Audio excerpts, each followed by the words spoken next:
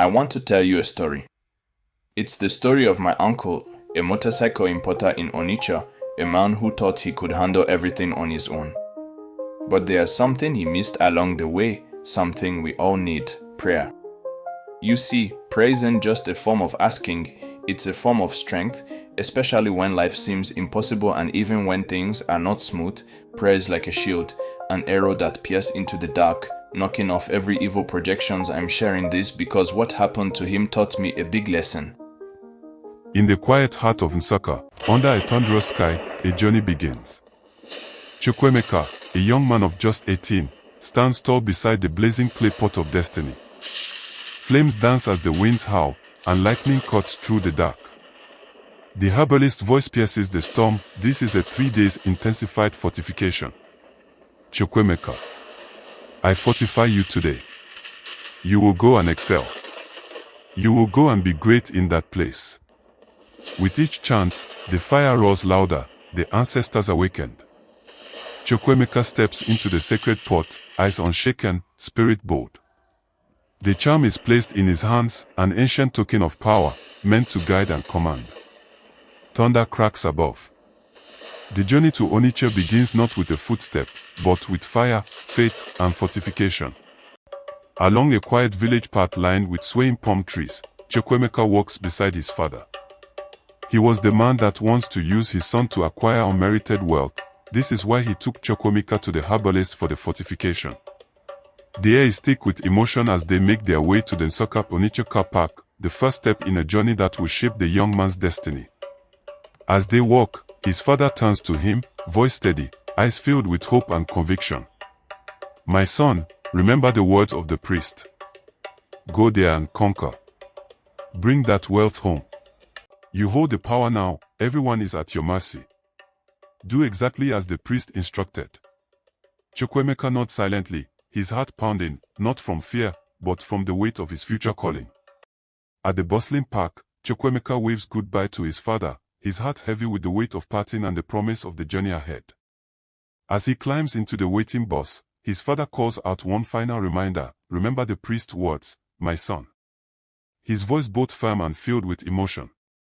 With a lingering glance and a nod of understanding, Chukwuemeka takes his seat. The bus engine rumbles to life, and as it begins its steady departure toward Onitsha, father and son lock eyes one last time, one chapter closing, another just beginning. Chukwuemeka steps down from the white Peace Mass transit bus, his feet hitting the concrete of Onitsha for the very first time. The city hums around him, honking buses, shouting vendors, the scent of roasted meat and exhaust fumes filling the air. He clutches his backpack with one hand, his eyes scan the chaos, wide but steady. Then he sees him, his new master, waiting with arms crossed and a serious face, dressed in clean native attire. This is it. No turning back. A village boy in the heart of the market jungle. The fire of the village still burns inside him. And here, in the noise and heat of Onitsha, Chukwuemeka begins the battle to rise. The market is a world of its own, metal clanging, voices clashing, engines revving in the distance. Chukwuemeka stands at the edge of it all, eyes wide, notebook in hand, heart pounding like a new piston. His master speaks quickly, pointing to parts, calling out prices, naming tools, every word a lesson, every gesture a command. Around him, older apprentices move like they've done this for years, muscle memory and sweat in every motion. This is no longer the quiet village, this is the grind. The proving ground. The place where boys become men, and apprentices shape their future with grease-stained hands. And Chukwuemeka, he's ready to learn, to struggle, and one day, rise. When they had all gone home to his master's house in the evening after the close of business, then the night came. The night is quiet, but within the walls of his small room, a different kind of silence hangs in the air. Chukwuemeka sits alone, his face illuminated by the soft glow of the moon. In his hand, he grips the charm, its threads twisted, its power still fresh, still dangerous. His voice is low, a whisper almost lost in the stillness, but each word carries weight. My master must obey me in this house. He must do what I want him to do, always. The charm pulses faintly, as if answering his call. Chukwuemeka's heart races, but his resolve is unwavering. This is the power he sought. This is the control he believes he needs. As the room darkens around him, the charm begins to glow, the air thickening with unseen forces. His words echo in the night, but will they hold the power he craves? Morning breaks over the market, but inside the shop, something is different. Chukwuemeka stands before his master, his greeting simple, his smile polite. But as the words leave his lips, the air changes. The master's expression softens, then widens into an unexpected, almost unnatural smile. The cold, hardened man who once commanded respect now looks at Chukwuemeka with growing affection. The charm has begun to work. It's dark magic weaving into the very fabric of their relationship. "Good morning, Chukwuemeka," the master says with warmth, something he has never shown before. With each passing moment, the charm's grip tightens. His love for the boy, once mere obligation, now grows deeper. This is the power of the darkness. This is what Chukwuemeka sought. But at what cost? Well, this is what he wants, and he is getting it. By the second year, Chukwuemeka's presence in the market had shifted from apprentice to master. What began with whispers of power has now blossomed into full control. No longer merely a servant, Chukwuemeka now handles his master's finances, every transaction, every deal, passing through his hands. At his desk, the soft glow of the laptop illuminates his face as he transfers money between banks, sending funds to accounts under his name. The once gritty, chaotic market now seems to bow before him, its pulse controlled by the movement of his fingers. Even his father back home now feels the weight of Chukwuemeka's rise, money flowing from the city to the village, ensuring that his family's needs are met. But as power flows through his fingertips, so does a deepening darkness. Chukwuemeka now holds the reins, not just of the business, but of his master's very will. The charm has worked its magic, and with it, his rise is complete. The market is alive with the usual hustle, motorcycles roaring, vendors shouting, customers bargaining. But in the midst of it all, there's a quiet tension. Chukwuemeka's growing influence has raised questions. But when confronted, his master responds without hesitation, his voice filled with unwavering confidence. Chukwuemeka is a good boy. He is hardworking.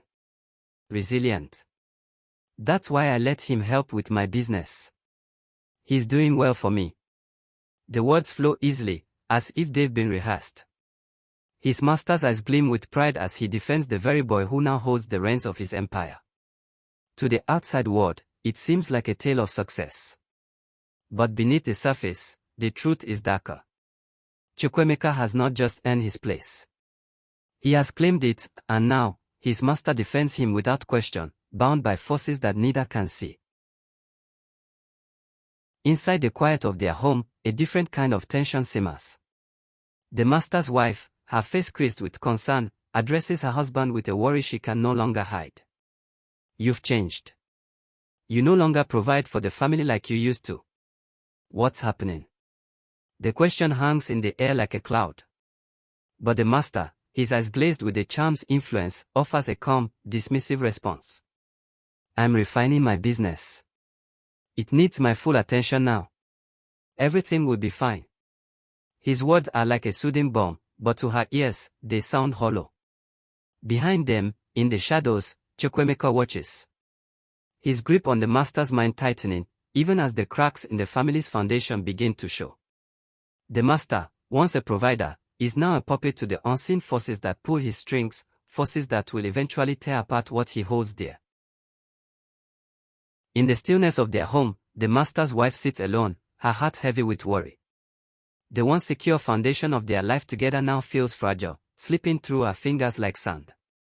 "My husband no longer provides for us as much as before, is it that his business is having issues?" The question lingers in the air, unanswered. Her gaze shifts toward a photograph of happier times, but even the smile in the frame cannot soothe the unease in her heart. With her hands clasped in prayer, she begins to search for solutions beyond the earthly. "Lord, show me what's happening, show me the way." But little does she know, the answers she seeks lie not in the business, but in the subtle power that has taken hold of her husband's mind and spirit, power that is now controlling everything around her. Well, it seems her prayer was not answered, because the pain she feels continued. The years have rolled by, and Chukwuemeka has transformed.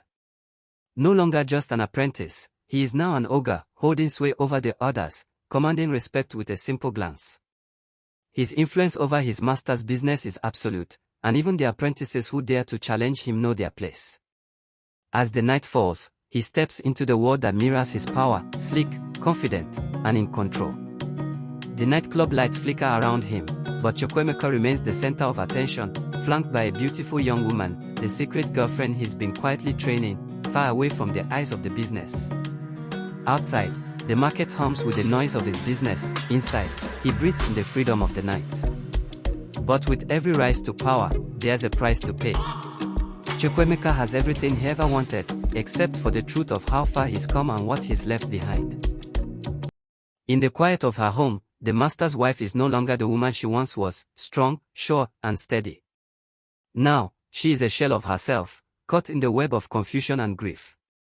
She sits on the cold floor, her face wet with tears, hands clasped in desperate prayer.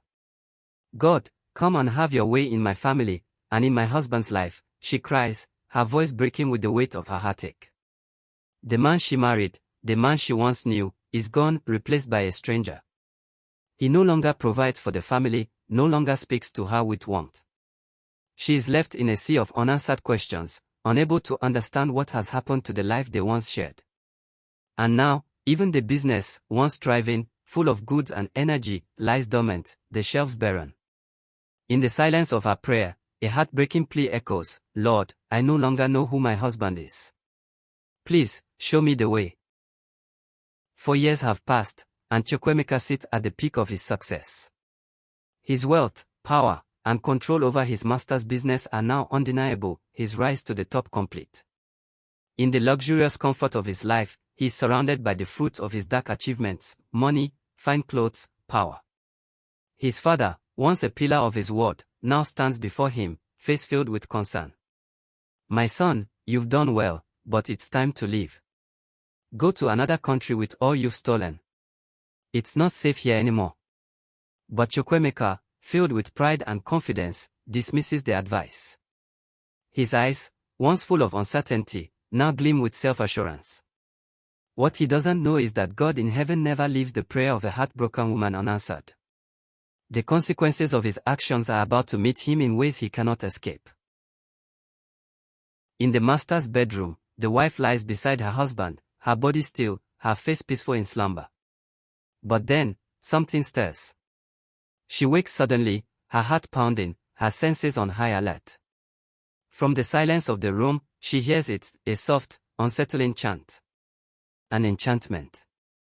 The words are foreign, dark, and they pulse through the air like a hidden force. Her eyes widen in terror as she listens, her breath catching in her throat.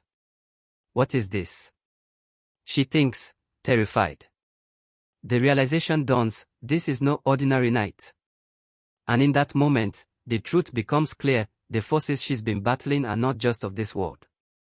The master's wife, her heart racing, her hand steady, grips her Bible and holy oil, the weight of her faith propelling her forward. With no hesitation, she rushes toward Chukwuemeka's room, the door slightly ajar, the soft glow of his enchantments bleeding into the hallway. Inside, Chukwuemeka is oblivious to the storm approaching. His voice rises in dark chants, the power of the charm growing stronger with each word. But the moment she steps into the room, everything changes. The room vibrates with energy, light clashing against dark, as her prayers rise in defiance. I bind you, dark force. In the name of Jesus, you have no power here. Chukwuemeka's eyes snap open, realizing he's been seen. His power flares, the enchantment growing louder, more intense, as a spiritual battle ensues. The very air seems to warp and bend, caught between two forces, one born of light, the other of darkness. And in this moment, the true fight for Chukwuemeka's soul has begun. Chukwuemeka stands frozen, his eyes wide with shock as the power he once commanded begins to slip through his fingers. The charm in his hand, once a symbol of control, trembles as its glow dims. He can feel it, the force of his enchantments weakening, the grip of darkness loosening. In front of him, the master's wife stands unwavering, her Bible raised high, her voice a prayer of defiance against the forces of darkness. The room crackles with divine power, the very fabric of Chukwuemeka's control beginning to tear apart. In the name of Jesus, I bind you, she prays, her words cutting through the darkness like a sword. Chukwuemeka's defiance falters, his eyes narrowing in disbelief. He had never imagined a force stronger than his own will. But as the darkness retreats, he realizes he has been defeated. The powers that once bowed to him are no longer under his command. The light has come to reclaim what was lost. The master stands tall, his phone pressed firmly to his ear, his voice steady as he calls the police. There is no fear in his eyes, only the clarity of a man who has been freed from the chains of manipulation. Come and take him.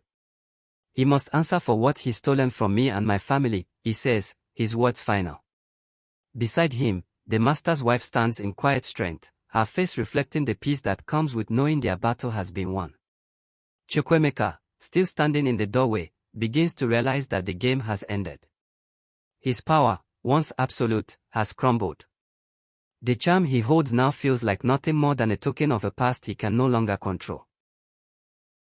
Outside, the sound of sirens grows louder, and the flashing lights signal the arrival of justice. For Chukwuemeka, the fall is swift. The man who once held the world in his grasp is now a prisoner of the very forces he tried to control. Behind him, the master and his wife stand together, united. Their faces reflect the peace and triumph of justice restored. Outside, the flashing lights of the police cars grow louder, signaling the end of Chukwuemeka's empire. For the first time in years, there is no power in the room, only the quiet hum of a life reclaimed. Chukwuemeka is taken away, his grip on the world shattered, the weight of his actions catching up with him at last.